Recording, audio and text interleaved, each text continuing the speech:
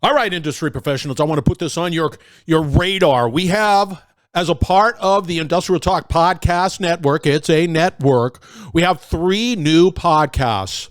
And they are, 1, Ask Molly, very marketing and sales centric, because industry, you have to succeed, you have to stay current, you have to know exactly what is happening in the world of marketing, in the world of sales, from an industrial perspective. No jargon, just straight to the point. I don't like jargon. There's no jargon. So that's 1. Ask Molly. I ask Molly, you can ask Molly, and you will not be disappointed. The second one is the Business Beatitudes. That's going to be rolling within a couple of weeks, and that is specifically around leadership, but a unique point of leadership, and that's from the heart.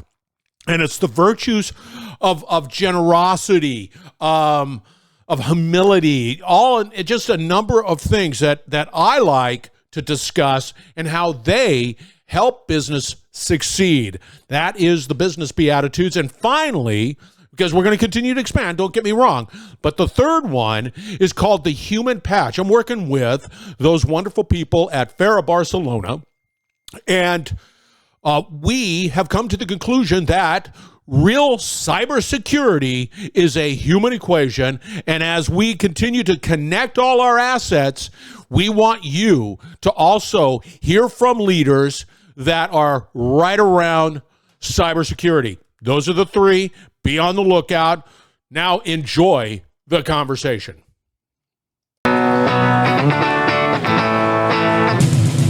Welcome to the Industrial Talk Podcast with Scott McKenzie.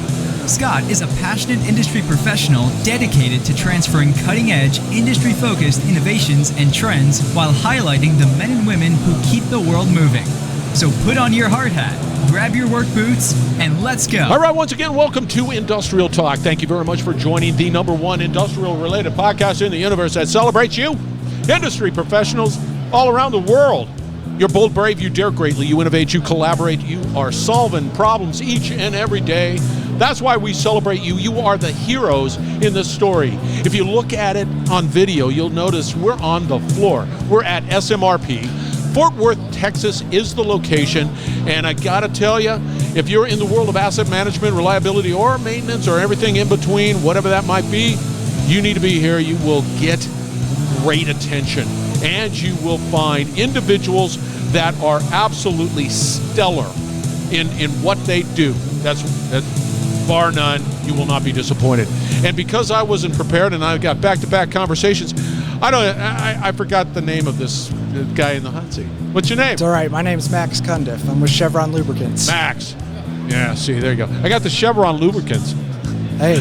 I got that all night dialed in. 50%, right? Yeah, sort of. If I were to do an asset criticality rating, I think your name would be a little bit higher than the Chevron Lube. Thank you, Max. I appreciate that. Yeah, you having a good conference? We are. We've seen a lot of current customers, met a lot of prospects out there in the manufacturing, power gen, mining segments, which are some of the core segments that we focus on with Chevron Lubricants.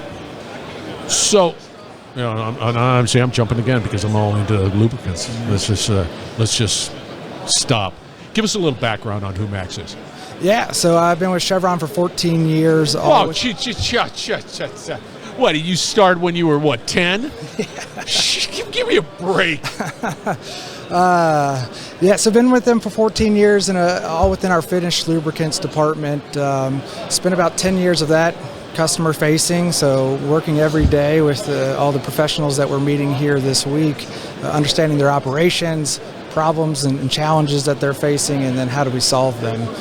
Currently, I'm the industrial sector manager, kind of in charge of developing our go-to-market strategy for our industrial products and services. How do you manufacture lubricants? What's that process? Yeah, well, so there's different components of it, right? So Chevron is actually the only fully integrated oil company in the world, which means that we actually refine our crude oil into base oil, which is the main ingredient in the lubricant. The other secondary ingredient would be our additives that are in different lubricants, and we actually have our own additive company internally at Chevron called Chevron Oronite. So we have a lot of that process controlled in-house, which gives us some significant advantages. And again, because I'm all into the product right now. I should expand a little bit about your background, but I'm already in the product. How do you constantly push the envelope on providing that technology, that lubrication technology? Are you coming out with new products and new, solutions? And that fascinates me. Yeah, we're consistently coming out with new products. We spend a lot on research and development. We may test technology for 10 years before we commercialize it, but first it's important to understand what's the problem we're trying to solve and not just coming out with another product, right? Another SKU to carry. So we are in a number of different industry committees to work with customers, OEMs, other suppliers to understand, hey, what are the challenges this industry and the segment's facing, and maybe what can Chevron's involvement be and what can Chevron's solution be to those challenges. What are those challenges? Well, this week we're talking a lot about varnish. So Whoa. Varnish. Varnish. Yeah, so varnish is pretty typical in your circulating oil systems. It's basically a byproduct of degraded lubricant. Some people may call it sludge. Right? You heard sludge? Yeah, well, I know that. The Yeah. varnish, I was thinking, people talking about wood. So I was in the wood world. Yeah. So varnish is pretty typical, and what folks don't realize is there's actually a pretty easy way to get rid of that, right? So typically, customers, what they've done is they've either had to completely disassemble their equipment, so maybe their hydraulic systems to clean those individually, or it's a very manual process. Sometimes they may use a solvent and actually introduce that into their lubricant. The problem with that is it can mess with the chemistry within the lubricant, lowering the flash point, which no, you don't want that'd that. be a bad day. Yeah, you don't want that. It also typically requires you to drain that fluid right away, which causes downtime, which I think is probably everybody in this room's main thing they're trying to avoid. Yeah. With our product, VARTEC ISC, they can actually introduce that product into their lubricant and leave that system running anywhere between 7 days up to 8 months in some cases. So they don't have that immediate downtime impact right away. Back to varnish. Yeah. Your products, say I buy a tank of your product. I got some lubes right there. That's what I bought. I stick it into my process. Yep. Does what it needs to do. When does varnish begin to become a problem? A variety of temperature. So the answer nobody likes depends, right? So typically the more you're introducing higher heat, you're going to start to get more varnish, right? Maybe some more water could impact in your system that could impact, again, the chemistry of the lubricant, causing varnish deposits. So it really depends on a variety of factors. The good news is we can actually we can test your oil to detect what level of varnish you have in that system. Right. And I don't want to just buy another drum, whatever the product. So you're able to extend the life of that lubricant. Yes. Because of the products that I can introduce and get rid of the varnish and ensure that, because I don't want a failure. Yeah, no, I mean, we even use this stuff in Chevron's offshore platforms, right? So in these large turbines. That's street cred. Yeah, and so we've actually tripled the life of the turbine oil. Because again, when you think about what it would take to change the oil in some of those offshore platforms, it's a big undertaking, it's very expensive, and so by being able to triple the life, it's a huge advantage. When I have to replace that oil, does Chevron step up also to just ensure that the system itself is properly flushed or cleaned or whatever you want, ready to receive a new batch of lubricant? Yeah. So we have a pretty detailed process outlined. We'll also stick you with one of our lubrication engineers who's there to hold your hand every step of the way, walk you through it, visit your site, and help you through that process as well. Then once we get all that varnish out, we'll help you pick the right product to put back in that application, because it's important to remove varnish, but you can also help prevent varnish. And so we've started using new technology and things like hydraulic fluids, turbine fluids, compressor oils to help prevent that varnish from happening. Does Chevron, outside of the fact that I provide the product, that oil, here at SMRP we also talk about devices, IoT devices or whatever, these monitoring devices. Does Chevron also provide the devices to measure that varnish, or is that still sort of one of those events that I have to go take a sample, run it to the lab, and you know, figure out what the varnish challenge is? Yeah. So we actually have our own sampling program called LubWatch, fluid analysis. So we can help you get a customer set up to take the right test, the frequency of the test, how you're actually pulling the sample, because that can make a huge difference in the results that you get. So yeah, we have a program designed to help measure those type of things like varnish, like the particle count of the fluid, like the oxidation, nitration, the viscosity, a number of different tests that we look at to determine not just the health of the oil, but the health of the machine. Because taking an oil sample is kind of like giving blood at the doctor, right? To determine what your health looks like. In general, how long can your lubes? I understand you've got a warehouse full of different lubes. I got it, but life expectancy. It varies. I know. Depends, right? Yeah. So, but in general, I will say the industry in general replaces something like a hydraulic fluid every 2,000 hours. Is what I would say. Okay. But then there's just a plethora of lube. I mean, it's not just hydraulic. It's just like your portfolio must be just outrageous. Yeah, our SKU count is in the hundreds. So a lot of complexity, a lot of different options. I will go back to your question though on intervals though. Some folks that may listen to this and go, okay, yeah, I go 2,000 hours of my hydraulics. They may be missing a tremendous opportunity because they may be changing out that fluid prematurely. Yeah. They may be able to extend that life. That's where fluid analysis really helps. Flip side, maybe they're running high temperatures above 140 degrees Fahrenheit, which is going to shorten the life of that hydraulic fluid. Yeah. Without fluid analysis, they would have no idea, and they could be causing some major harm to their systems. Where do you see it going? I mean, where's the future?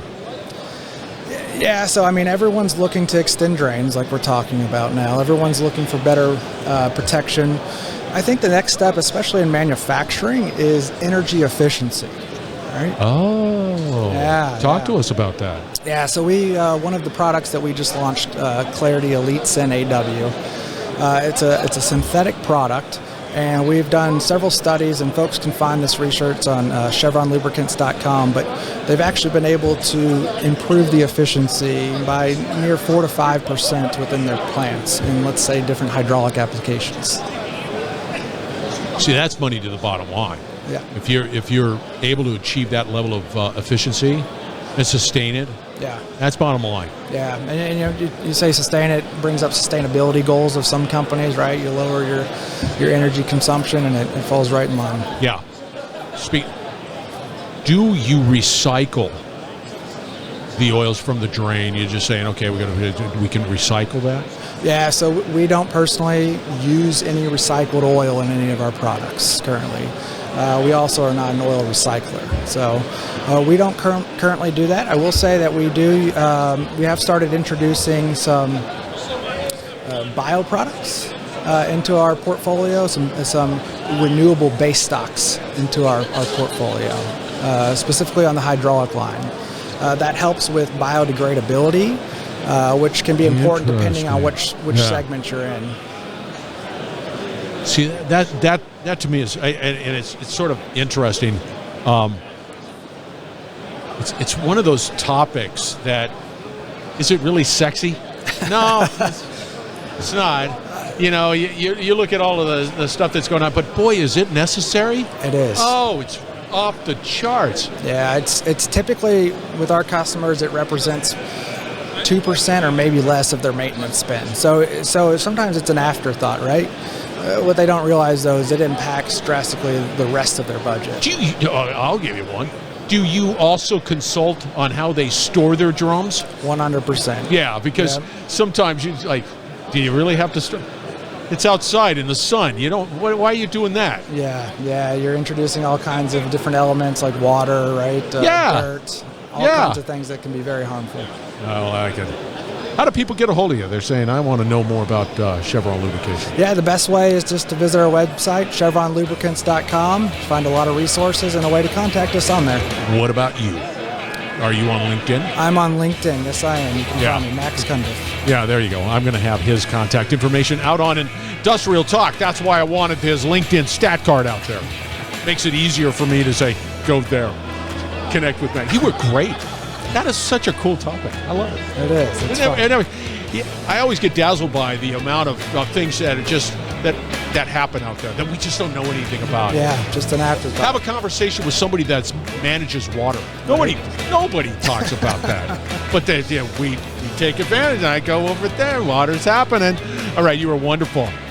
All right, we're going to have all the contact information for Max out on Industrial Talk. So fear not. Reach out to him. You will not be disappointed. We are broadcasting once again from SMRP. If you're in the asset management, maintenance, and reliability profession and everything in between, this is the event for you. Do not put it off any longer. Be here next year. It's not here in Fort Worth. Be here. Go to SMRP. You will not be disappointed. All right, we're going to wrap it up on the other side. Stay tuned. We will be right back. You're listening to the Industrial Talk Podcast Network.